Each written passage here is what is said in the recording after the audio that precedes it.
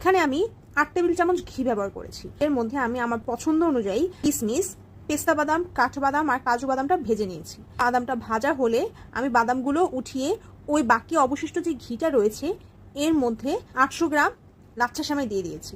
কিছুক্ষণ পর আমি এর মধ্যে চিনি ব্যবহার করেছি। এখানে আমি 16 টেবিল চামচ চিনি ব্যবহার করেছি। দেওয়ার পর কয়েক মিনিট আমি সেমাইটা নেড়ে চিনির সাথে সেমাইটা মিশিয়ে নিয়েছি। এরপর আমি এখানে ব্যবহার করেছি 16 টেবিল চামচ গুঁড়া দুধ। গুঁড়া দুধ দিয়ে সেমাইটা ভালো মতো নেড়ে নিব। যখন দেখবো সেমাইটা মোটামুটি একটু ব্রাউন কালার চলে এসেছে, তখন আমরা এটা চুলা থেকে নামিয়ে ঠান্ডা করে নেব। এখানে আমি 2 কেজির মতো দুধ ব্যবহার করেছি। এর মধ্যে 8 টেবিল চামচ গুঁড়া দুধ ব্যবহার করেছি। এখানে দিয়ে দিচ্ছি 1 ক্যান কনডেন্স মিল্ক। এর মধ্যে দিয়ে দিব কাস্টার্ড পাউডার। এখানে আমি আগে থেকে 1 কাপ দুধের মধ্যে half cup custard powder mix করে রেখেছিলাম। দুধের মিশ্রণটা যখন ঘন হয়ে আসবে তখন আমরা এটা চুলা থেকে নামিয়ে এটা ঠান্ডা করে নিব। এবার হচ্ছে পরিবেশনের পালা। এখন